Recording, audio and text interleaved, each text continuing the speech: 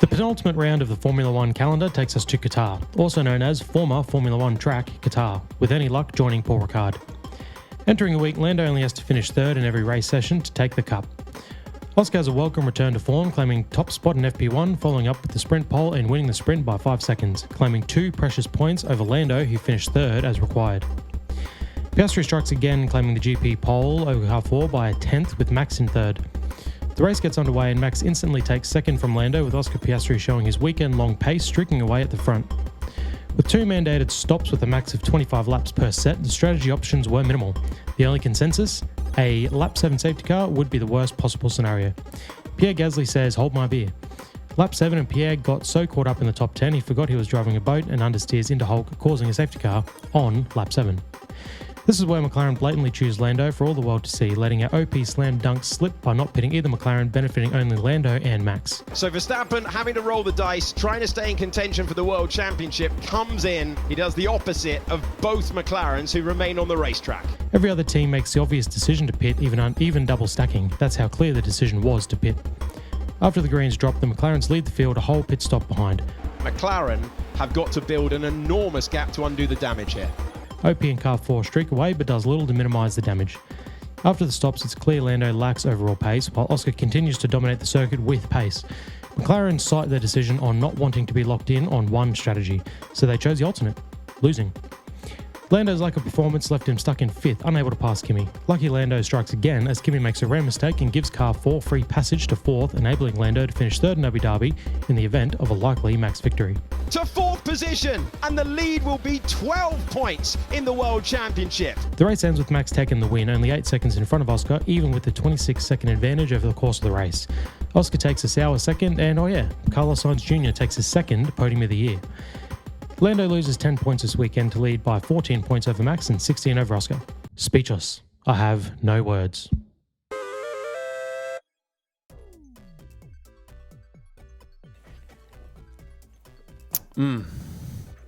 That is some tasty lube. Timmy, What's going on? here we are, the penultimate round of the year. Can you spell that for me? No, I said it for you. Yeah. Saying it was hard enough. Penultimate. Don't- Can you? Why what's the- are you going to call me out so early? We just started the episode What's and you're already the definition of penultimate? second last. Or Yeah. the round before the final round. Yeah, the last but one in a series of events.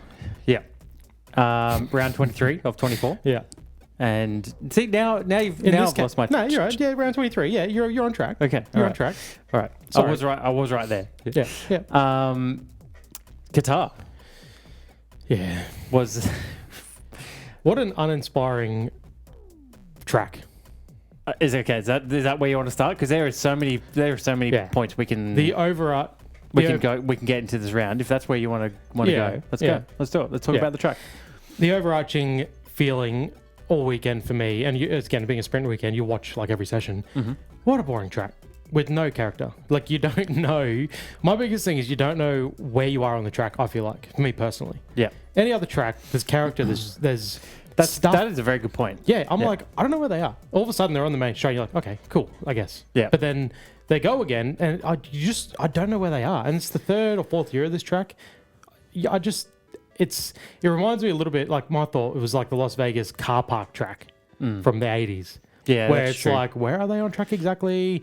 Very flat, lacks character, and I was not excited. It's like they're space limited, so they just fill in all the inside of the track with corners. Yeah. It's very... It's funny that you say that because I did have the passing thought of, like, all the drivers were gushing over this track. All of them, like even Oscar, they were all just saying, "Oh, I love this track. Yeah. It's so flowy. It's so fast. You know, it's very 80% throttles, some bullshit." Yeah. And I'm thinking, well, that's good for them. I'm glad they're having fun because I'm not fucking having fun watching this. Yeah. So I mean, wasn't it the first year when they were all like struggling? Was that this track when they all got out and they're all like sick, like badly sweating? Well, I don't remember. I mean, feel like it was this track. That sounds like Or it might have been Singapore, Bahrain. It might have actually been the other Bahrain track. Oh, I don't know. The other Bahrain track. No, yeah.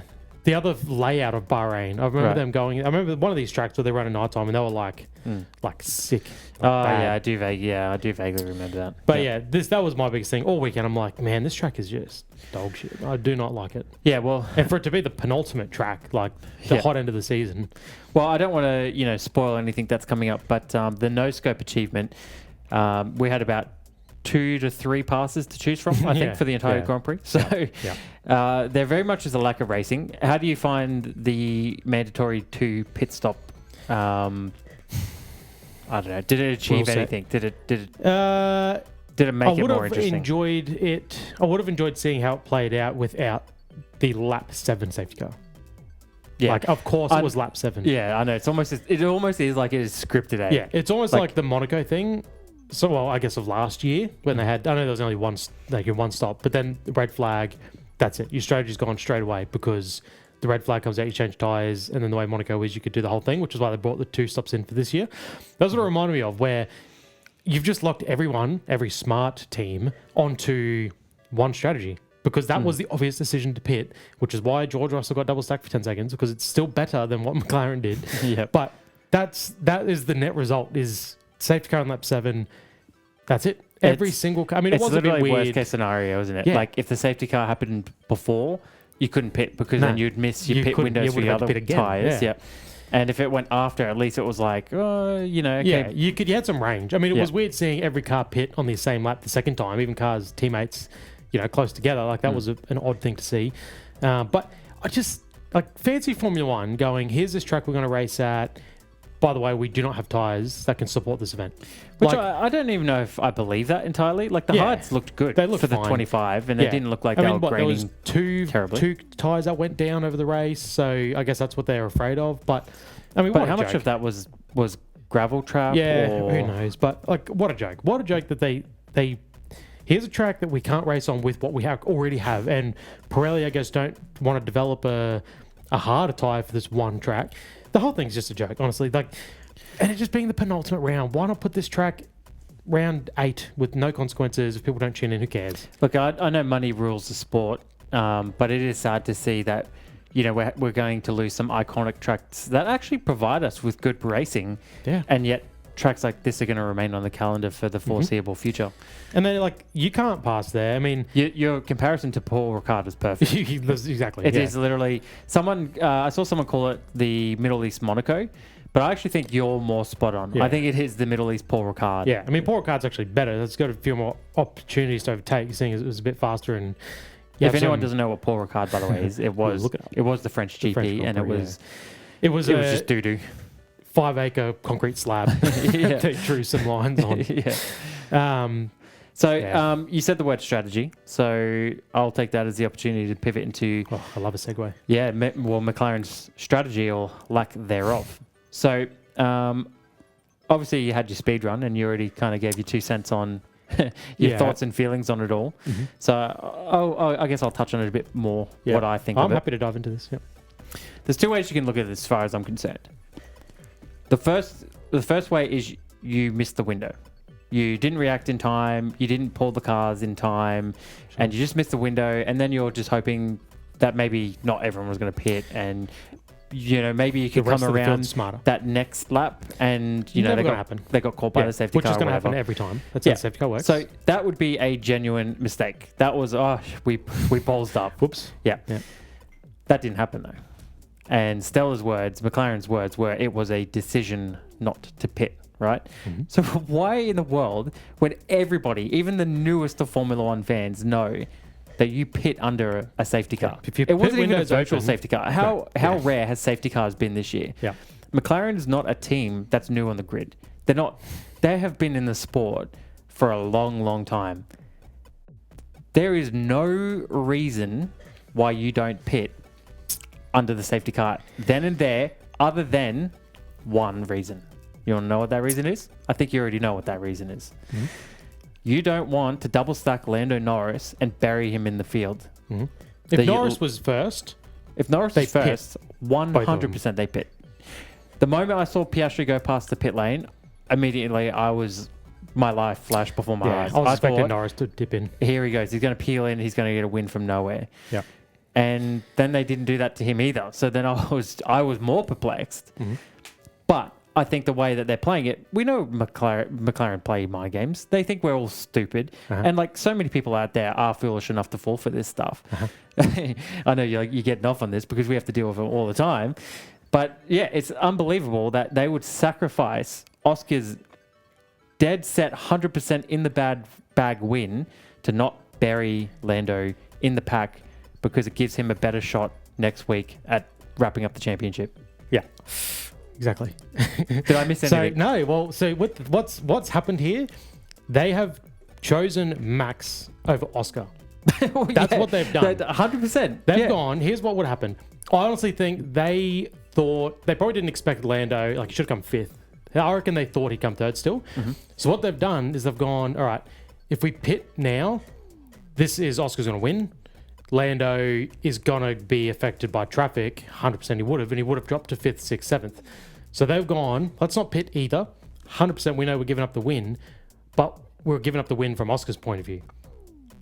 So, but what really irks me is they even say this is all about fairness. No, that's just the cover. Yeah, that's just the facade. But they think that's okay, even though Oscar didn't deserve that because he got the pole position. He did everything right to this point. Like, we know pit priority is based off your position on track. Yeah. The car ahead, in a fair world where you still want to fucking win races, the car in front gets pit priority. You earn that through qualifying. Not only did Oscar get the pole position, he then started the race properly and didn't lose a spot off the opening corner. Hello, Lando. Like, he did everything right to earn pit priority. You fuck your fairness at that point in time. You've earned the right to get pit priority to win the race. They've literally gone, oh, it's unfair that he can benefit from this, even though he deserves to. Yes, it's a benefit, 100% it is, but that's the way the cookie crumbles. You've done the job to be in the lead car of your team to get pit priority. It's just that simple. Like, sorry, Lando. Well, yes, it is that simple, but I'll take it a step further. The man himself, Zach Brown, said, people keep assuming all these things about papaya rules. He said, there are no papaya rules. All papaya rules are you're free to race hard, race clean. There is no other equal race strategies, this, that bullshit. So, well, then what's happening here? Exactly. So my biggest question right now is you got two drivers who have two different engineers who made the same call. What's the point of even having different engineers if there's another guy behind them who's calling all the shots and they're just doing what they're told as well? Yeah. So they're not even, there is no half, like the garage is split. They both obviously were on the same page. Yeah.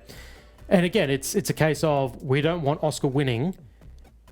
I've got it here. If Kimi didn't fucking do what he did, we'll get to it. But if he didn't do what he did, and if the race played out naturally, Oscar would be 7 points behind. Meaning he could win Abu Dhabi, Lando could come second, and Oscar would win the championship. But they know that. So exactly, that's what I'm saying. He was a shoo-in to win that race. Yeah.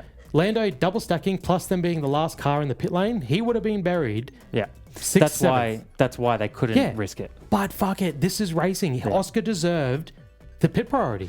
They've literally gone, we are going to give Max this position. They probably expected Lando to still finish third, honestly. I reckon they probably still thought he'd have the pace like Oscar did. And they were probably like, all right, well, this is still better because Max is still further from Lando than Oscar. They have literally just backed Max over Oscar to benefit Lando. They've picked another team to win the race. Yeah. And I really hope it bites him next week. And it would have stung hard. If he didn't get those 2 points, it would have been bad. They're trying to paint it as a blunder. But that's just their cover. Yeah, this whole year's been a cover. It's disgusting. It's just a cover to protect what decision they made to protect Lando the best. Yeah. So at this point now, I look at Piastri. So I think I'll mention right now that Piastri posted a photo of himself not looking happy with his second trophy on the podium. No comment. He had no comment, no context, no. Usually he spins it onto the next one. Yeah. You know, 100%. It was bad luck, whatever. He was a lot bitterer than I've seen him all year after that race. And I think this is a great mindset because he's literally telling the media that I can't speak out. I can't say what I really want to say. So here's a little crumble and make your own assumption because you're probably right. Yeah, but it's too late. It's too late. The championship is out of his hands. It is. It has been taken and by his own team. And I think, how can you not feel betrayed? And this is what worries me about Oscar. If Oscar doesn't react to this, there's two reasons why. One, it's because he's contractually, prevented from talking against the team. They all will be. Yeah. And he can't speak bad in the media. He get reprimanded. And we know there's all sorts of internal things that they could do to take you out of the fight if you're going to not play ball. So there's that. Or the second thing is, he's a dum-dum. And he actually literally believes that McLaren made a mistake, or, McLaren have all throughout the year not picked favourites. Yeah. And if that's the case, then he's dumber than I thought. And I don't think he's dumb. No. His reaction post-race, it wasn't like, I feel so bad for the team, we just stuffed that one up. That was the angriest I've seen him. He was not happy. Seething. Cool down room, barely said a word. Podium was like, do I have to be up here? Like, do I have to spray the champagne? Yeah, put it down. He picked it back up just to clink bottles, put it down. Everyone else was drinking. He was just he got out of there as quick as he could. Yeah, I was gutted for him. You would have watched the post-race stuff, no doubt. So you would have seen Lando's interview in the pen, which is a rare thing. I've seen it. His reaction was very defensive when they asked him about the fairness. Oh, I don't know why anyone would be thinking this. Like, he was defensive as hell. Yeah. And that's guilt. Yeah. He knows. He understands what's happened today. Well, yeah, and like it's even rare. Like you've mentioned it before, how often he calls Oscar the other car or the car ahead. Him and his engineer. They don't refer to him as Oscar. But even in that media interview, he literally said it. The team cost Oscar a win and me probably a podium. And I thought, that's interesting. I don't know whether he's been told or whether it is a bit of guilt or whatever, but he's acknowledged the fact that that Oscar was well and truly royally screwed by the team. Like the golden rule. And he's benefited. Yeah. It's so crazy to think that in this race, Oscar finished ahead of Lando, and Lando is off podium, and we're not celebrating it. Yeah. We're not seeing this as a win. If he won the race, man, we're talking about we flipped the script on the last 6 races. If he won this race and got this with Lando actually finishing fourth, a 9-point deficit, which is still a hell of a lot better than 16 points. Like, flip the script of the last 6 races, turn on its head, because this is all or nothing going into it. But they've ran the race in such a way. He's closer than he was entering the round, but 16 points behind. Like, he needs a lot to go right. Yeah. So I think we'll get into our predictions for next race at the end of the episode. So stick around to see what we think is going to happen next round. Before we get to the achievements, I do want to quickly mention as well, I don't think you saw it because we briefly spoke about it. Zach Brown made a point of going into the media pen and pulling Oscar Piastri aside mid-interview to just give him a hug. And then he left. And it was super bizarre. Nobody has ever seen that happen before. No. And it just seems so staged. It seems like he wanted everyone to know, I care about him and I'm sorry and here's a big hug and we've hurt you and, it was such a big front. And I just don't believe that anyone actually buys this dude's shit. He's so full of shit and he just keeps plying it on and dumb people keep buying it. But what I found most interesting is when he left the media pen, he had to walk back past McLaren hospitality and Mark Webber was parked there. Apparently Mark watched the whole thing go down and was just giving him a death stare. Just a cold, icy death stare. And we've said before, Mark isn't very vocal. He hasn't come out in the media. He's not a Jos Verstappen. Yeah. We don't really know what conversations are going on behind the scenes or how much Mark is standing up for Oscar or if he is being his manager effectively and being the person he needs to be for Oscar. As someone who has, felt a heartbreaking loss for a championship and now he's about to see his driver go through the same thing. I do hope that, he's standing up for Oscar and he's going to get some answers and we're going to go into Abu Dhabi and it's either no rules. There's no rules now. You've treated my driver so poorly and so terribly on so many occasions that we're not playing your game anymore. Yeah. So. Well, yeah. I mean, we'll get into predictions later, so I won't spill the beans too early. Okay. Let's get into the achievements for the Qatar Grand Prix. Let's do it. All right, the first achievement is the final boss achievement. Now, typically this achievement goes to usually it's the driver who wins the Grand Prix. Best performing driver over the weekend for sure. Yeah. So it's very rare not to give it to a driver who didn't actually win the Grand Prix, which is what I have done. Yeah. Wow. So I've awarded my final bus to Oscar Piastri, and I don't know how you couldn't. It's very noble of you. Well, it's the least I could do for the guy. Yeah. No one else has his back. I've got him as well. Oh, you do? Okay. Yep. Okay. Good. How can you deny it? Yeah. He just dominated the whole weekend. Literally from the get-go. He finished top of the charts in free practice. Yep. Got the sprint pole, got the sprint win, got the Grand Prix pole, and then looked like he was going to cruise on to a Grand Prix win only to have it rudely snatched away by his team. So clearly the most comfortable and dominant driver in Qatar. There's something about this track that this dude just loves. It's that high grip, I guess. Well, I mean, obviously we've spent the last 6 rounds in pain, agonising, and questioning what's going on. Is it him? Is it the car? We'll never really know. But it was very fascinating to look at his onboards and be like, wow, this looks like the car from the beginning of the season all of a sudden. Now that Max is a threat again, and McLaren might not mind having a car in between Lando and Max, it's interesting that his car's back on song, just quietly. It was just on rails. Like, he was smooth. He wasn't fighting the car every corner. Yeah. Unbelievable. It literally looked like a completely different car from the last, 2 months or so. Yeah. So, again, whether that is his driving ability and the way it's applied to certain tracks, maybe. Whether something again has changed with the car, it is super suspicious that they get DQ'd, double DQ'd, and then all of a sudden, he's back in form. That's what I think is interesting, right? I mean, Max is a threat. McLaren would not mind having a buffer. Yeah. Now the car's back on song. Just tune the car back up a bit more. Is that not interesting? Like, they did a little too good of a job, and Oscar's back to true form. Even if it's not interesting, it's convenient. Hell convenient. Too convenient. Well, because Lando's fucking nowhere. If it walks like a duck and it quacks like a duck, it ain't a frog. Quack quack. Yeah.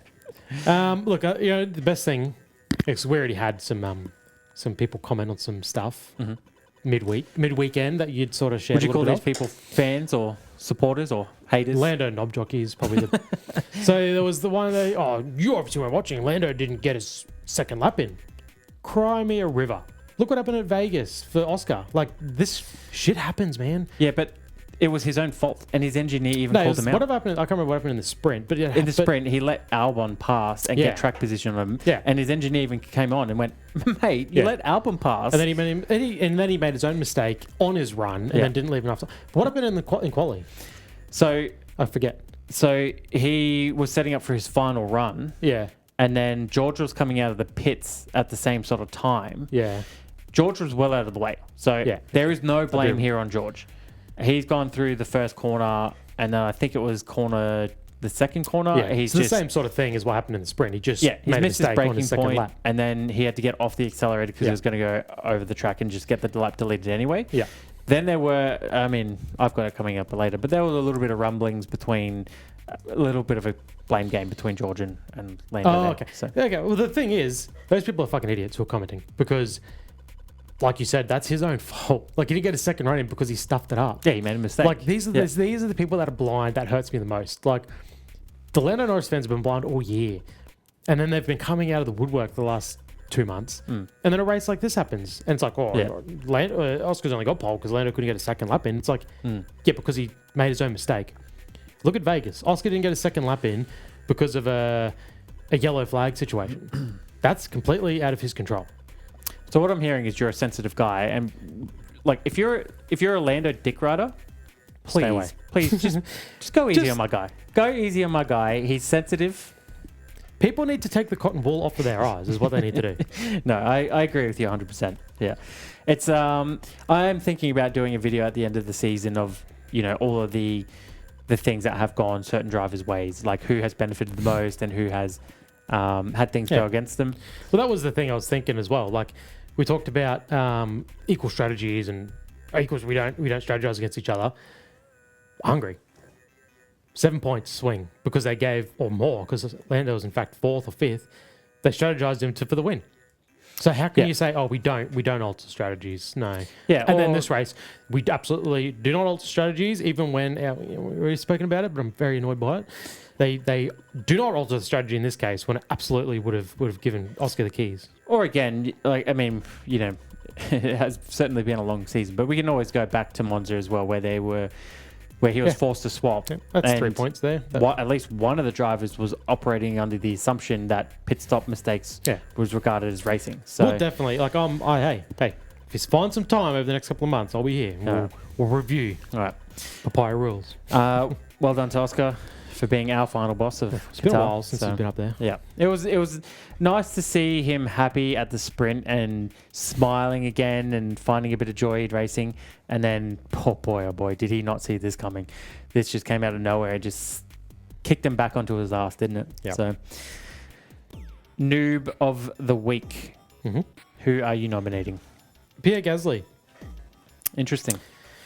Well, he caused a safety car that ruined the entire event. So you're pinning the whole thing on him? Well, yes. If that didn't happen, Yeah. it doesn't happen. Okay, And like fair Holt enough. said, I gave him all the room. What the hell? Yeah, I agree. On a track- it was Gasly's fault. Very Did interesting. he even get penalised, or they call that a racing incident? Who knows? Honestly, with Formula One, I wouldn't be surprised if that's a racing incident somehow, even though he's five car widths off the apex and all the rest of it. But it's actually interesting. Again, you look at the track and you go, it's going to be a boring race, which it in fact was. But apparently there's been a safety car there every year. Yeah. Like you said yourself, Yeah. safety cars, and you're right, safety cars do not happen in Formula One these days. This boring ass track with, you're doing a fair effort if you're hitting anything, has had a safety car every year. It's just stunning. I don't understand what is required for a safety car and what's required for a VSC. You know, Yeah. last week we had a VSC and there was half a dozen marshals running on track. It all depends on where Oscar goes on track That and what wasn't- would benefit and not benefit Yeah. him is effectively what it comes down to. But then- That's rule number one in the rule book. Yeah, but Does then this benefit Oscar? This incident, he's off track. Yeah. Like, yeah, they're probably gonna have to get a tow truck out and they get a safety car. So there's personnel on the track again. So, but I'm like, If it's debris, apparently, when there's debris scattered over a 500 meter radius, that's fine for a VSC. When there's one nice, neat, bundled car that you can just hook with a crane, that has to be a safety car. Yeah. That's too dangerous. Who's your noob? okay, so I, Let me guess Yuki. Let me guess Stroll. Stroll did deserve it. Tell you what. No, I thought long and hard about this, and I Really? didn't initially want to go down this route, but then I couldn't just ignore it. So I did. I'm on edge. I did You're give it edging to me. Lando Norris. Yep. So hear me out. I'm listening. I'm all ears. It's really not a hard sell, but this Never is is. why. He came into Qatar with the chance to leave as a world champion Easily. easily. Yeah. And where was he? He bungled both of his qualifying attempts. It's the pressure. Yeah. And then the race start, he loses position straight away Yeah. to Verstappen. Did he lose positions in both races off in turn one? The sprint race happened too long ago and too Yeah. late at night that I actually can't remember. Yeah. Too late at night, I too f- early in the morning. Yeah, I think he did to I the feel like he did. Mercedes. He did. Yeah. He did. Yeah. So, again, this is just painting a picture that this is supposed to be the best driver of the year. Yet, how often is this going to keep happening? Yeah. He had a chance to leave. And I think there was a lot of people there that were... I mean, I saw Gordon Ramsay was like... He could not have said it more confidently. Lando will win the race and he will leave here as world champion. The new British world champion since Lewis Hamilton. Yeah, I know. disgusting. Get ready for it next Move week, I on. think. I'm done. And then, he just bungles his whole everything. He does literally crumble under the pressure. Yeah. So, And he just gets the free 2 points. That changes everything. yeah, That's what that irks really me. has, yeah. He's Like, look he's at lucky that happened. All season, the last two races, how much Kimi has fought Oscar. That's like 6-7 points right there if Oscar just gets through. Yeah. Doesn't happen. Fights him like a dog to the point he gets penalised. He, He was holding, Fights he was, him. he was And holding off Norris Yeah. pretty comfortably. But then, of course, man, 2 laps to go, just bungles it. And you're Yeah. like, where is this when Oscar can use some relief from somebody? He can't get relief from the FIA. He can't get relief from McLaren. Yeah. He can't get relief from a fucking rookie who's punching above his weight. Yeah. As soon as Lando's behind him, makes a mistake. He I mean, just, I can't help just it. forgets how to drive all of a sudden. I mean, I love GP Yeah. for his comments on that. But, yeah. We'll get there. So yeah, that's why I gave it to Lando. Yes, they were worst drivers there Hey, no. at Qatar. This is fine. This is totally fine. Okay. I'm on board. I'm absolutely on board. I'm already sold. You've sold me. I'm buying all the stock. Yeah, exactly. If it's a high, I'll take it. Yeah.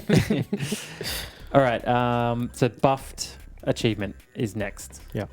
Who have gone for? Well, so I feel bad for giving it to him because he's been on a damn roll, but we're talking about Sainz somewhere. Yeah, I'll mention that I've got signs here as well, so we can just kind of riff raff off it. So, I feel like the buff should be week on week, but I think I sort of see the buffed achievement as any kind of underdog, and Williams are underdogs. I mean, he was out of nowhere. He qualified 7th. I don't know what happened. He was on the same strategy as 18 other cars, and he was up to 3rd. I mean, I don't actually understand how it happened, and it took a second go. At some point, I looked, and I'm like, yeah, wait, he's actually still there. And he's on pace. He's not under threat. First multiple pole getter for Williams since 2015, mind you, as well. And what was it? Felipe and Valtteri. Yeah. Like, they obviously had a pretty decent car that year. They both, I always forget that got Valtteri was in Williams. Yeah. And he was only 9 points behind Albon. I mean, early in the year, how often were we like, Albon 7th in the championship, he's got 60 points for Williams, and where's Sainz? He's 19th, he's got 2 points. Like, Albon's really when he got his dragging that car along. Podium at his last podium, Baku, we said, isn't it funny that Albon's probably going to finish the season ahead of Sainz, but the season will be remembered for Sainz's podium. Yeah. But now Sainz has got 2 podiums. Yeah, and this last half of the year, like, recency bias will benefit him because he has just been killing it, man. And he would have got 15 points. He's only 9 behind Albon. If he goes, I'd love it if he went and got a podium. That would just really fuck things up next week. But if he goes and gets a podium next week, like, he's a red hot shot after all the heartbreak and doubt in the first half of the year, for him to go and beat Albon in the championship would just be... Albon will go straight back to the corner where he belonged, where he's been for the last 6 years. Yeah. He's been driving the hell out of that thing. It's been very impressive. Yeah. And listen to his... Nah, we won't get to his radio, not yet. No, okay. All right. Yeah, I had him as well. 2-0 in the Carlos v. Hamilton podium battle. That is very interesting, isn't it? Yeah. Crazy to think that Ferrari dropped him for Hamilton, and... everyone, I think, questioned, was that the right move? I mean, Ferrari had genuine momentum. Yeah. And they had a good driver pairing, and Carlos had won races with Ferrari. Yeah. And now they've gone to Lewis, who's looking more and more washed and more beaten. It's got shades of Daniel Ricciardo just shattered internally. Yeah. I saw a photo the other day of Hamilton with the number 1 board after a sprint win, and he was gleeing. Yeah. You're like, wow. That was a long time ago. Hamilton in a Ferrari suit with a smile is a strange thing to see. Yeah. Is that in this timeline? Yeah, exactly. So it's interesting to see that he's gone to Williams and he's gotten comfortable with that car very quick. Well, it took half the season. But he's definitely... But in comparison to Hamilton, he still can't get his head around this Ferrari. And they're supposed to be the better team. They have more money. They have more resources. I mean, that Ferrari looked like a dog. Yeah. It looked like a rotten unbelievable. dog. And we'll never know, but I would love to know if he stayed in that Ferrari, would Ferrari have been more successful this season? Or is it a case of just a mixture of Hamilton not being able to get his head around how to drive this car, and then just typical Ferrari bad luck and blunders? I mean, it might also be affecting progress, R&D. They probably didn't care what Sainz thought. We're going to do the car for Leclerc. You're going to do with it what you will. Maybe they're listening a bit too much to Hamilton, and he's not. They're developing the car in a bit of a way to also help him out, and it's affecting Charles. Like, you talk about momentum, these are the things that shift it. You keep Sainz in the car. They know he can drive whatever they give him. Charles is doing what he does, to get second in the constructors, nearly fight for the win in the constructors last year. It's incredible, isn't it? I mean, my AFK is it does go to Ferrari, so I won't. I'll save it. We're getting too much into Ferrari. This should be about Carlos Sainz. It should be. That's exactly correct. He's just had a ripper of a season. I think he should be very proud, and they're going to take so much momentum into next season. I mean, it's the whole thing. Like they said over the broadcast, like, Williams have 2 good drivers, kind of one over the whole season, because they've switched, with one being shit and one being good. But 2 mature drivers. It changes the team's trajectory just like that, Yeah. As opposed to having, who they had last year? Sargent and Colapinto in one car. Dreadful. Yeah. I mean, now you've got real progress for next year, like you said. Like, I'm sure the question is, would Sainz go back to Ferrari if they said, well, man, we stuffed up here? I don't reckon he does. Wouldn't that be interesting if in a year's time they went, Carlos, we want you back? Yeah. I mean, why wouldn't they? There's a seat opening. Yeah. I mean, I'm sure they'll probably give it to Bandman, but would he take that or would he stay loyal to Williams now? I mean, no team has ever been loyal to him. So then if he had a chance to be loyal to a team, does he do it? And they, like James Vowes, from day one, glazed him. Loves him. Loves the bloke. I mean, what did Sainz get? Points in Australia. And they said, yeah, thanks to Sainz who crashed. Like, this is great. Thanks for his input. This is really a credit to Sainz. And it's like, what do you mean? Like, he's already in the showers. Yeah, he's done. He's actually halfway to Spain. But he gets credit for the points there. So they love him and he seems very stoked. So. Yeah. All right, we've got to keep moving on. So the next achievement is the Nerfed achievement. So I'll give you my one first this time. I've awarded it to Isaac Hadjar. Yeah. So there's a lot of low-hanging fruit here. We often just lean on Stroll and Alpine, but I'm just running out of things to talk about with them. There's only so many times you can pick those shitheads. Very lost in that. So I had a look at who had a pretty poor race, kind of with things outside of their control. Hulkenberg obviously was one. But he was in the points. He was in the points. Same with Alpine. They could have used those points. But Isaac was running 6th before he got his puncture. Yeah. And then ended up in P18. So he was on for a good haul of points. He looked racy there. Yeah. So, yeah, a little bit sorry for the dude. 2 laps to go. That's all he had left. 2 laps and he finishes 6th and he has still one of his, kind of caps off what I'd say is a pretty successful rookie season. Yeah. I mean, I think he shrugs it off, right? He's in his rookie year. He's going to be in that himself. I think he's kind of like, it's more of a shame for Alpine, I think. Like, the opportunity for them to score points is scarce as hell. And he's qualified in the top 10 2 races in a row, and he just hasn't been able to pull anything from it. Yeah. So, I mean, it was his own fault. So that's what I was going to say. The difference there was Gasly made the error that really took him out. Hadjar suffered a puncture. Oh, like you said, put him in the gravel. Was it the gravel? I mean, there's a lot of unseen things. Like, it was very strange to... I am very impressed. I thought about giving my buffed award to the guy who puts together highlights for F1 because somehow he found 8.5 minutes of highlights in a race that had about 2 overtakes. Yeah. So bravo to them. It was funny. Again, you can't hit anything on this track besides other cars, which is rare. You're watching the race and then they just cut to a Fernando Alonso on board. Oh, what's this about? Oh, yeah, okay. Oh, spin. Spin, recovers, drives off. No dramas. Nothing happens. Okay, that was weird. Continue on. Very strange. My nerf just goes to strategy. We've already talked about it, but it was an absolute killer in this race. To McLaren strategy, or you mean just strategy, like the 2 stop? Enforcing 2 stops. Yeah.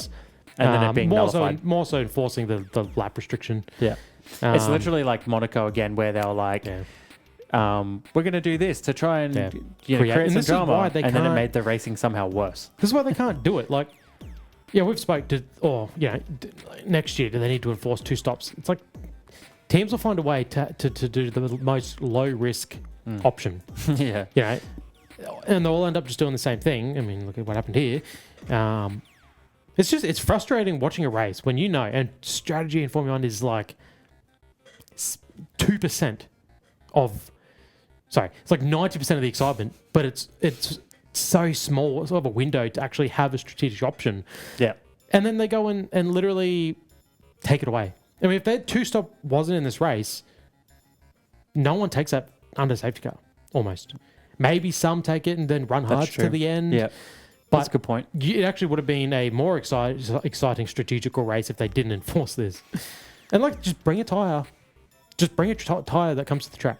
I know they are no doubt still thinking about Indianapolis 06, whenever it was. No doubt they're still thinking about that and the tyre failures and everything that brought on. But do something else. Make a better tyre. Make a tyre that suits the track or don't come here. Yeah. Or change the surface. Or what about even if it was like you had to pit twice, but you had to use all 3 compounds? Yeah. Do that. I mean, straight away, you're not doing 25 laps on the soft. So don't maybe do a max laps. You have max laps on one set, and then you can tweak on the others, even if you open up to 30. So you open up that window a little bit. I mean, the only strategy thing we saw was Oscar. Like, I want to pit like And 5 laps he before had his to window. beg the team to do that Yeah. too. And it was a 5-lap window. Like, can I pit early, please? Like, and yeah, 4 or 5 laps before. That was the only strategic. We saw one car make a strategic call. Yeah. It was Oscar 4 or 5 laps before his window closed. I was thinking earlier today, if when the safety car did occur and he didn't box, if he just pulled into the pits just to basically make the team service the car. Would've. But then I would have just sat there and be like, I'm not moving this thing. Do a Sunny Haze. Until it's got, like, legit. Yeah. Yeah, good luck servicing Lando. Yeah. Good luck getting the other boy here until I've got a fresh set of boots. So, yeah, I mean, why not, right? I mean, he has to pit. Yeah. I mean, I guess they just get the jolly dollies out and they lift him up and he could just go forward a bit. No, that's true. Try again. No, I'm going to do a lap and come back. We're going to play this game all night. That whole bit, every time they go to Jack, he just goes a little bit more forward. Okay. Come on, Oscar, next time. Yeah. You gotta outthink them because they're outthinking you right now. Yeah. Oscar, I hope Oscar goes into Abu Dhabi with the mentality of how can I win Max this championship? What can I do? Well, you could take out Lando. He can be the Ministry of Defense on Lando. Yeah. If he takes out Lando and Max goes through and wins, Max becomes world champion. Yeah. And he could I was legitimately thinking about this today. If he was to, because McLaren are big on no crashing, that's the worst thing he could do. How many times have McLaren done something that has, been detrimental to Oscar's race, but they've played it off as something else? I was like, why doesn't he play their game? Yeah. Why doesn't he manufacture an incident exactly. and be like, I lost traction. What do you want? Yeah. Like, what do you want me to do? He's not like that. He's not. No. No. But he knows he's not. He's got no chance next week. He needs a little bit of Senna in him. Yeah. I mean, even though he's not going to win the championship, surely he has to be like, I don't want to see this little fucker win this championship. But that's the thing, right? Because I know that there are going to be people out there that will be like, why can't you be happy for your teammate? Like, he beat you or whatever. But I think he'll be feeling that, like, Lando hasn't earned that and he has been disadvantaged and taken out of the fight. The fact that he's 16 points behind. There is a thing of like, okay, now you expect me to celebrate his win? Yeah, exactly. Anyway, we're stepping all over the nerfed achievements. So AFK is the next category. Mm-hmm. I've awarded this to Ferrari, as I mentioned before. Same. So, there we go. Yeah, great minds. P8 and P12. P12, nice. For Hamilton in the end there. Yeah. Nice. Mm-hmm. Something, I guess. Yeah. I mean, what do you qualify again? There was 3 cars that DNF'd. Yeah. So he beat... a couple of punctures along the way. Yeah. So it's actually not that nice, is it? No. Consecutive Q1 eliminations now for Lewis as well. Things are only getting darker. So it looks like it's pretty much done for him. I don't think he's going to get a podium or a win. I stand by that he should have retired after 21. Yeah. Retired high. It would have been much better. He doesn't look like he's enjoying himself out there. No. I mean, does he continue? Well, it sounds like I'm hearing rumours that he's asking for a new engineer team for next season. So it looks like he's going to clean house half of Ferrari. By the time he leaves, half their personnel are going to be gone too. Well, one of his engineers already left, and they're over here now in the supercars. Oh, really? Yeah. Oh, wow. Yeah, right. One of his engineers, so they're already on their way out. Yeah, right. They've already got the memos, and they're like, "Let me get out before I get sacked." Yeah. Because he's already moved here. Like he's already gone. Wow. Yeah. So he's out of Maranello and straight into Sydney. Yeah, he was at Adelaide this week. Adelaide. There you go. Yep. Anything to add? No, I mean, you pretty much hit it. Like, that car was dreadful. Like, I saw some footage of the onboard for Charles in the sprint, lap 1. Yep. Man, he was fighting, I think, wasn't he? All over the place.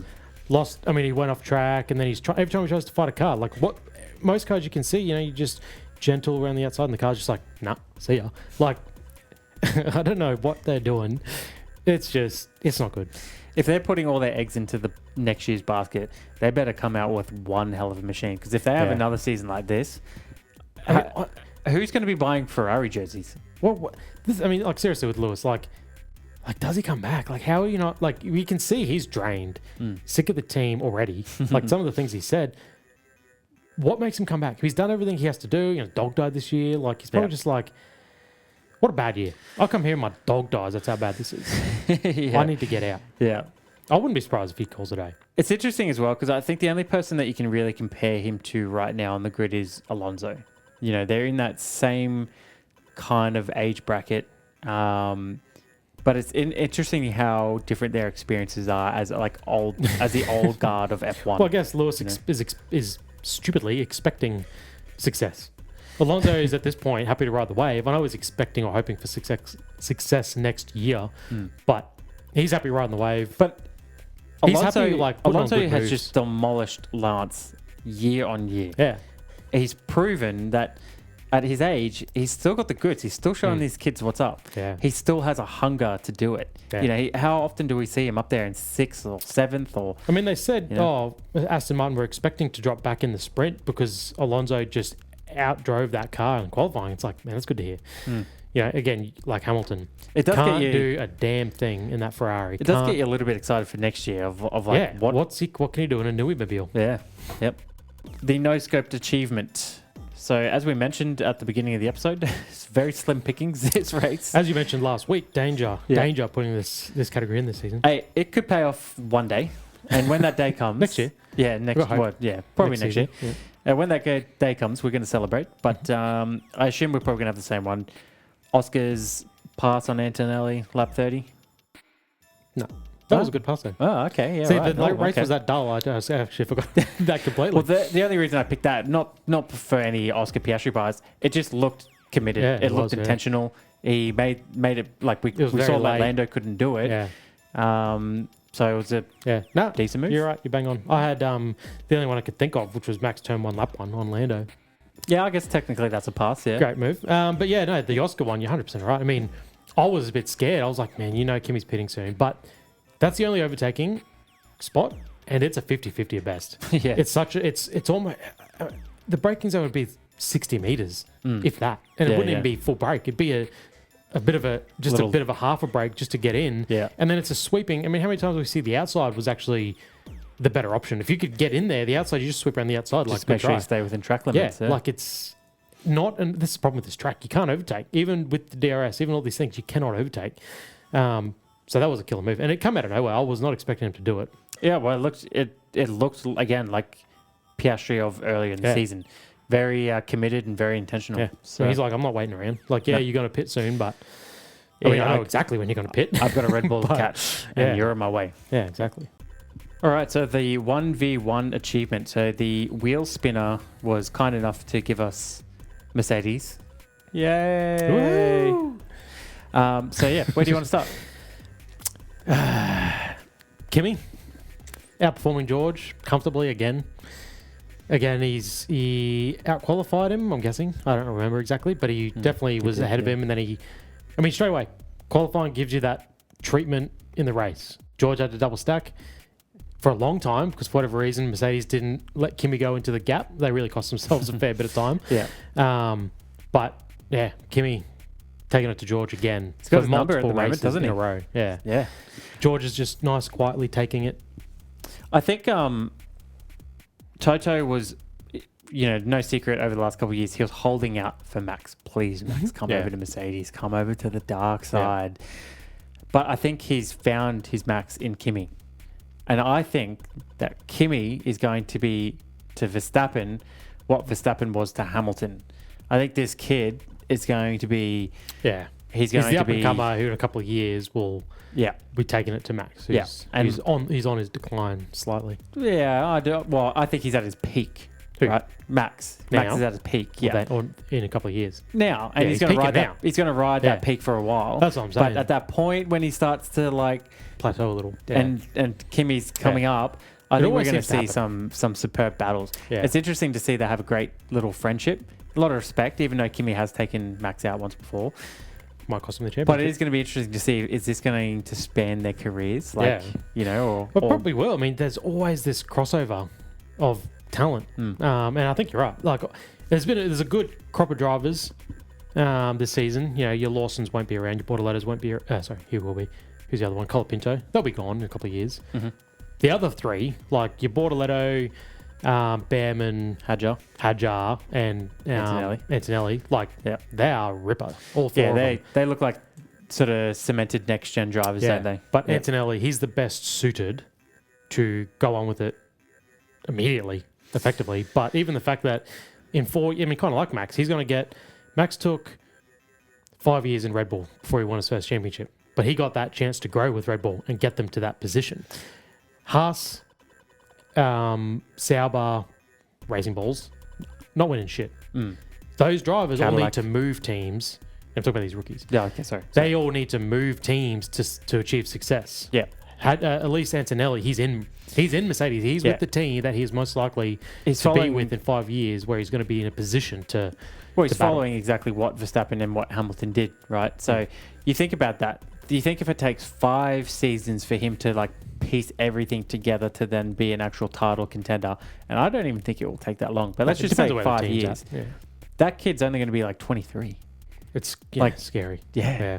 I mean, it's exactly like Max came in 17, youngest in history. Antonelli probably only didn't beat him because they brought the rule in. You have to be 18. So yeah, I think George should be very afraid. It'll be interesting to see how long his Mercedes future is. I mean, I don't think if at the beginning of the season, if you told me that Antonelli would outperform George on multiple occasions throughout the year, I don't think I would have believed you. If he didn't have his mid-season lull that spanned for like 8 races, he'd be taking it to him in the championship, I reckon. Yeah. I mean, I predicted mid-year, pre-season, I predicted that George will have a banging year because he's got this rookie, but then he's going to slip back into that at least equal number 1, kind of a number 2 role. Yeah. Literally going from next year. That's what I predicted pre-season. And I feel like that's bang on because Antonelli has taken it to him this year. Well, you can bet that there's no such thing as papaya rules at Mercedes. Mercedes very much are a team who we got to clear number 1 and we got to clear number 2. Well, even when it was Rosberg Hamilton, the thing is, whoever does the better job simply gets the better priority. Yeah, this is what McLaren are failing at. Yeah. You at the end of the day, you can have 2 number 1s, you can have as much fairness as you want, but at the end of the day, only one driver can win, and the one driver can get the best of the best strategy-wise on the day. That should go to the driver who done the best job to be the lead car. This is what McLaren fail at. And this is what Mercedes were good at. Take the passion out of it. Take the feelings out of it. I mean, Toto is George's manager. I mean, how awkward and ridiculous is that? But he wants the best for George, really. But at the end of the day, whoever's in front gets priority. George got stacked for 10 seconds. Yeah. You can't.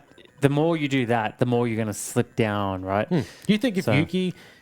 Round 2. And you just know him being parked there, sitting behind Antonelli, would have just been eating him up inside. I mean, do you think, even in a race like now, obviously, no question, but 20 races ago, you think if Yuki somehow was ahead of Max in that position, they wouldn't just tell Yuki, you got to pull over? Yeah. Like, I'm sorry. 100%.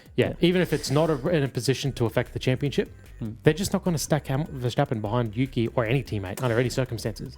Little side note as well, I just had to have a little chuckle at this, was Mercedes posted up a photo of George, and I can't remember what he's doing, some social media bullshit. Now, we know that modern F1, especially like with the TikTok, is very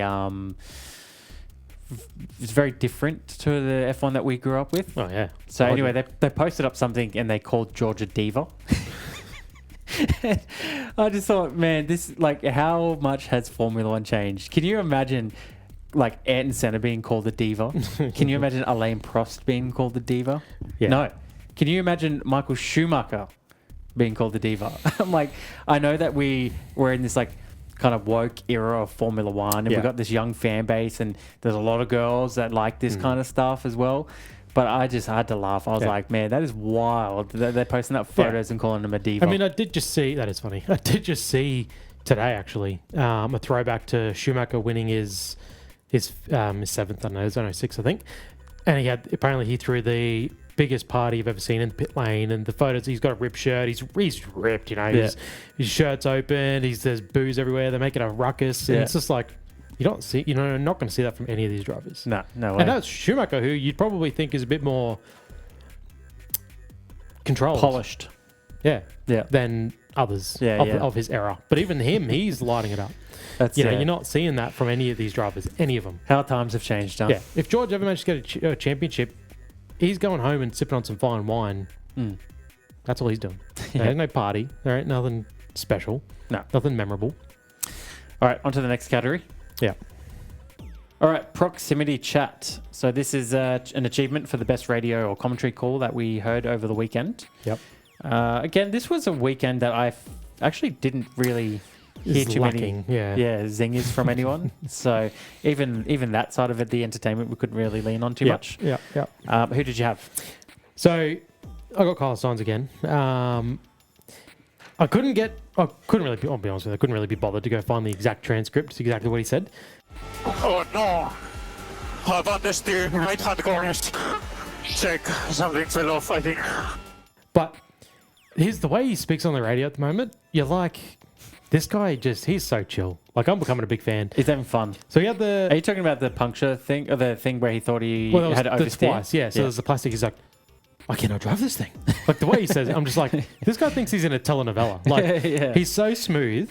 And then oh no, the car, it understeers turning right. Yeah. Like, the way he just says it, I was just like, man, yeah, you're right. It was like I don't even know how. I don't think I can do it. It's like a, oh no. Yeah, like exactly. There was actual emotion in it. Exactly like, right.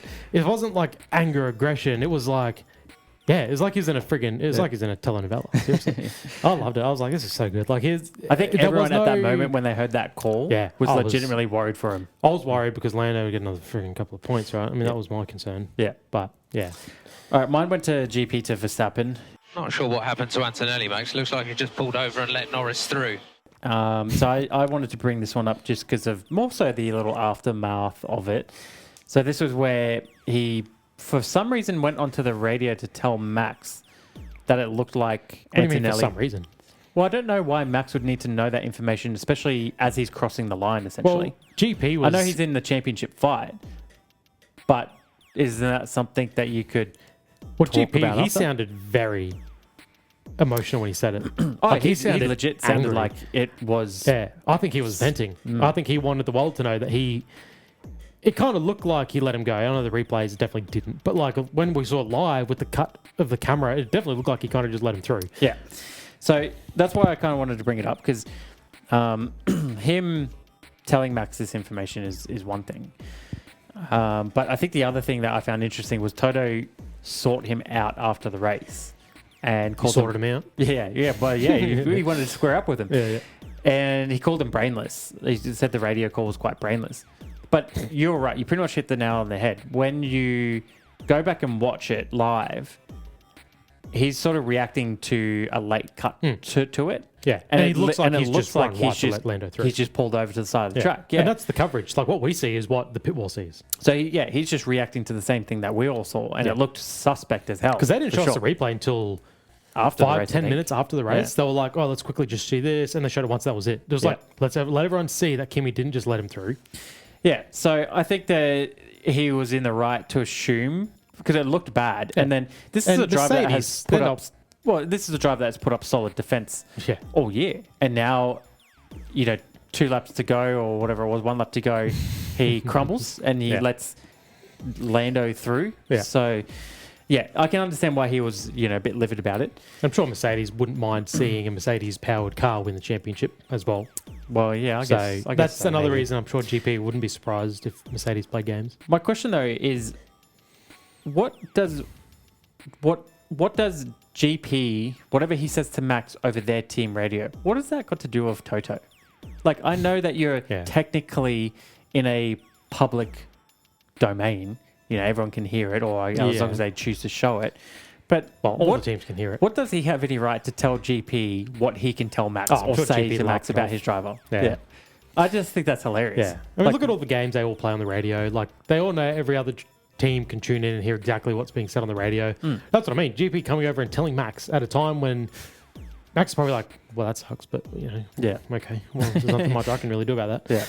Yeah. I'm sure half the reason he broadcast it was to send a message to Mercedes, like, we know you're fucking around, if you thought they were. Yeah, maybe that's all it is, just a strategical public service is announcement. As a strategic weapon. Next achievement is the Easter egg category. Yeah.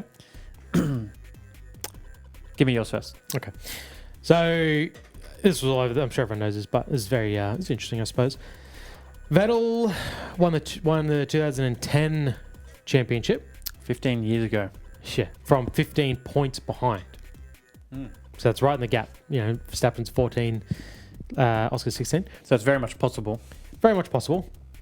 That was also the last time more than 2 cars went into the title decider in contention. There's 4 cars that weekend. Do you remember all 4?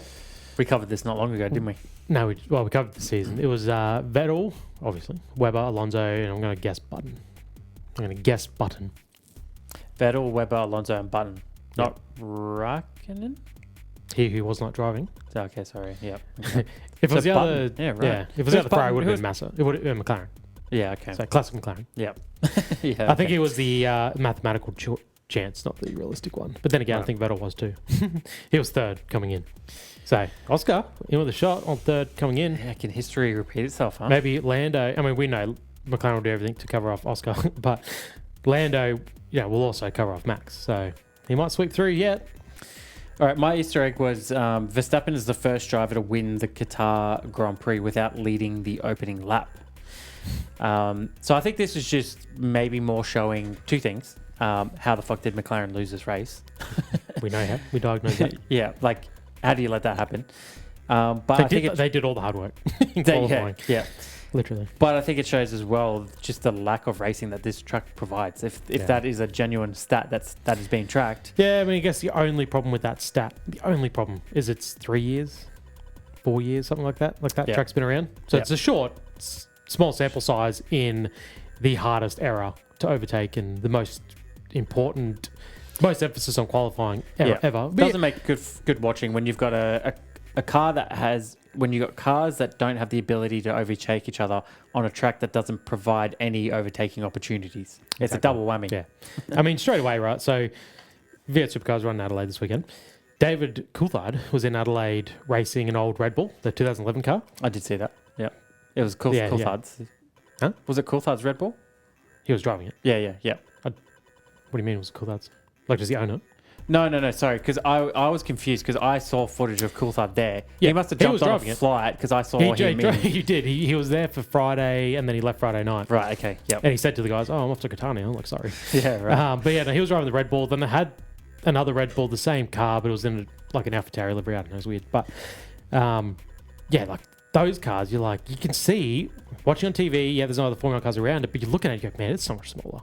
Like, it is so much smaller. And it screams Sounds like a awesome. bitch. Yeah. Like, I just can't wait for next year's regs. When these cars, I love the big wheels. I love the cars, the way they look aggressive now, but they're clearly way too big. Like, but don't they get your need hopes to up because I've seen the big time. dimensions of this car to next year's car, and it is not a major shift down. It is I only think it marginal. is, but it's not enough. I agree. Like, I've seen diagrams of like this car compared to like the 07 car, like, and we just recently sort of covered. And it's comical how big they are now. Like, it's insane. It's like, why are they this big? Why do they need to be this big? So they need to get smaller to improve racing. It's a joke at this point. Oh, maybe they'll work it out in the future. Side quest, the final achievement or category. So my one, I decided to use this just to highlight the George versus Norris beef that occurred. So after Norris butchered his sprint qualifying, I don't know what exactly happened or how it occurred, but George confronted Norris in the media pen and basically, actually I got it saved here, basically said, you told the media the reason you messed up was because of me. And Norris responded with, who said that? And he said, someone said you're blaming me. So somewhere along the lines, through some media personnel, this has happened. Whether Lando said it or not, who knows? So Lando sort of doubles down and says, we're with media, mate. Don't listen to that bullshit. Can't believe that you would believe them over me. Pretty disappointing. Get off his dick. Come on. So, like, classic Lando and classic McLaren, really, gaslighting. That's just what they're professionals in. But George bounced back and said, it sounded like something you would say, though. So nice. I thought that was great. And then he doubles down again and said, I was trying to give you a slipstream to help you win the championship. So he was even kind of trying to take a little bit of credit for helping Lando, become world champion. That's just right, isn't it? Honestly. I mean, he gave him a spot in Las Vegas as well. Yeah. Like, put the white flag up. We know that. Like that almost, we called that out last week. Yeah. And that almost sort of cements that he knew what he's doing. Yeah. It's a Mercedes car helping another Mercedes car, and it's a Brit helping a Brit. Yeah. And then Lando just turns on him here, and George just goes, "Well, fuck you then," and just airs out all the dirty laundry. So, and he knows better than to talk like that around the media. So Yeah. he knows what he's doing. He wants this out there. Otherwise, straight away, you don't talk in front of the media. They're dogs. yeah. Yeah, nice. All right, that's it for the categories. Whoa. Oh, sorry. I got my side quest. I tried hard for this. I had to go like impress me. I had to go 8 pages deep on Google to find something decent. It better impress me then. So this will just right all the wrongs. This is the title. Lando Norris could leave F1 if he wins the championship this year via Daily Express US. US. How did they get that information? I don't know. So I had a quick peruse. I saw the title. I'm like, yeah, I like it. I like it very much. Mm-hmm. It was actually Lando had a comment about he might not be here next year, talking about he could die. Oh, okay. So essentially he's getting all like emo and existential and stuff. Yeah. Exactly right. Yeah. He's just like, you never know what we're doing tomorrow. I might not be here next year. But they took that as like, for this headline. If he wins, he's going to retire. Yeah, I said, I had to go pages deep, so they didn't land the plane. But right. Reading that headline, I'm like, man, if you're telling me he could win this and fuck off, like, I might be on that train. Yeah, I agree. The sport would be better without him. Yeah. So. And everyone was like, well, it's not everyone. The media outlet was like, oh, it's brought up Rosberg. It's hard to win one. You win one, and then it's happened before, and they're very similar. They're really trying to sell it. Really feels like his parents have bought this championship for him. So then it is like, maybe they don't have enough money to buy another one for him. Yeah, exactly. So yeah, maybe he does fuck off. All right, so next week is the final. I always want to say grand final, but that doesn't really work for F1. Yeah, it's the finale. But it's the finale of the season. Yeah. Not the 3 drivers in finale. It. So don't get me wrong. Having more drivers in a title fight is always good, especially when it comes down to the last round. You just know that this is going to break records. You just know that people who are even half interested in F1, they're going to tune in because it's one of those things that people will want to be a part of and say, oh, I was there, I remember watching that, whether they care or not. Depends who wins, in my opinion. I'll be telling people where I was if Oscar wins. Yeah. That's about it. So on that note, I think we should predict what we think is going to happen next week, how it's going to go down, who's going to win. Okay. So, do you want me to go first or you want to go I can go first. I don't know. It's hard because do you be realistic or do you be hopeful? Take your pick. I think... Take your pick. Yeah, okay. There's no wrong answer here. We're not holding a gun to your head. I'm not going to admit... I'm not going to say the realistic option, okay? There's just no... Max will come out and win it. Okay, so you're putting Max down for a win. Yeah. Max will come out and win it, which is risky because they fucked up the sprint here, so and they lucked into the win at Qatar. But you just got to feel like that team, the stakes, they're going to nail it. Max will win it. Oscar will come second. Okay. With team orders to move over, and he won't. No, because he won't move over. No, but but I'm just saying point buffer. They wouldn't have to ask him. No, that's true. But I reckon they'll probably either way they'll sacrifice a more race. I reckon he comes second. Lando will probably come third. But I really want to hope that Mercedes have been quick at a couple of tracks this year. I'm hoping they can just get in the battle. Yeah. Okay. I think Oscar is a closer. He's proven this. He just needs to be in the fight. I mean, he's behind Max in the championship, so he does need to be ahead of him. He does need to try and win it, but.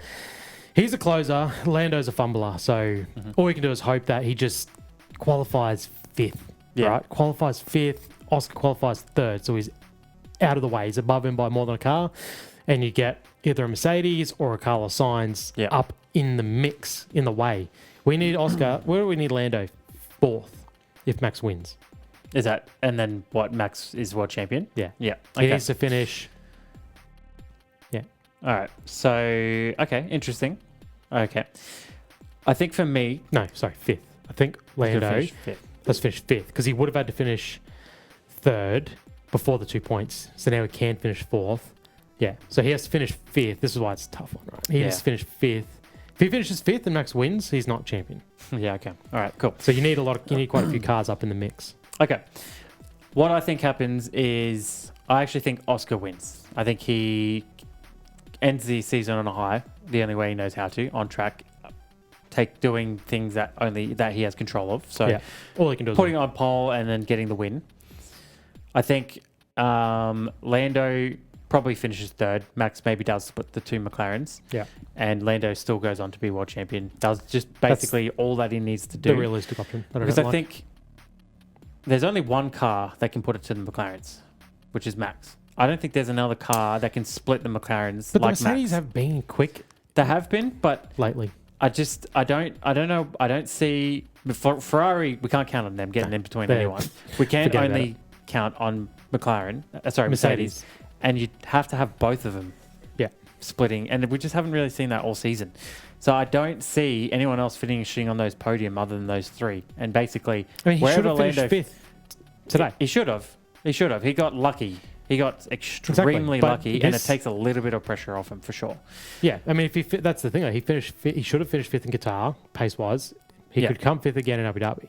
So I think the only way that someone other than Lando wins it, whether it's Max or Oscar, and at this point I don't care. I'd prefer just any of them to win it. The only way I see that happening is if Lando DNFs.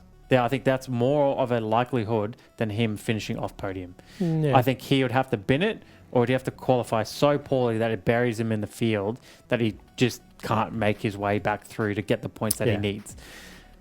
I don't see that being more likely than him binning it. Yeah, you're right. I think that is the only way that Max Verstappen or Oscar Piastri can be world champion is if he DNFs. You're right, realistically. My hope for theatre purposes, I hope Lando's fifth, Oscar's first. Points meaning in that position Lando wins. And I hope then we get to see what does Oscar do. He's in control. If he wins the race, Lando wins. If he fights Max and Max gets past, Max wins. Like, I hope it gets to a point where Oscar is in control of Lando's championship. And what does he do? How hard does he fight? Or does he fight at all? That would be interesting. That for theatre alone. We have to remember, though, and I don't know how detrimental this will be, but Oscar is also not in the car for FP1 in Abu Dhabi. He's got to hand it over to the up-and-comer. That's stupid to do that in the last race. Terrible. Terrible. So, I don't think it'll matter too much. yeah. And we saw Lando miss FP1 it still feels somewhat like everything is there it's done in play the for last Lando. race. Yeah. I mean, I'm pretty sure they get Why to not choose. Qatar, where he clearly loves that track, very confident and happy around it. Yeah. Although I guess F1 doesn't allow you to do it on Qatar. So, yeah. All right, that's it. So, yeah, big week coming up. Huge. It's going to be a tough race to watch, knowing what happened in 21. Yep. Knowing things can happen with 4 laps to go. We talked about this exact thing. We have to curb our expectations, though. Oh, that that's doesn't the thing. happen all the time, Exactly. and it probably will never happen again. We talked about that. Like, that happening is kind of like, it's what you always hope to happen. You always watch a Grand Prix like, something can still happen, knowing it won't, doesn't 99.8% of the time. Yeah. But it has before. Yeah. To Max's benefit. So I'm not going to be able to sleep all week. I'm really hoping they bring Michael Massey back. Anyone who's in Australia, it's a midnight race, so it's not terrible. I might be up all night. Yeah. If Oscar wins. If Lando wins, I'm going to bed as soon as he crosses the line. I'm calling in sick I'm not to work watching the next day. Yeah, if Oscar wins. Yeah. If Lando wins, I will not watch post. Do not ask me a single question about You switch it off and then events. just... Yeah. I do not want to see that clown celebrating. Yeah. Just be prepared, all right? Just be prepared, I'm not watching. prepared for the worst. So, all right, if you've made it this far, please like the video, subscribe to the channel. It helps a lot. We appreciate it. Timmy will send you a cheeky DM if you do so. Yeah, open That's at your your thing, own, isn't it? Yeah, open at your own discretion. Yeah. Thanks for watching, and we'll see you in Abu Dhabi. All right, see you there. GG's. Goodbye.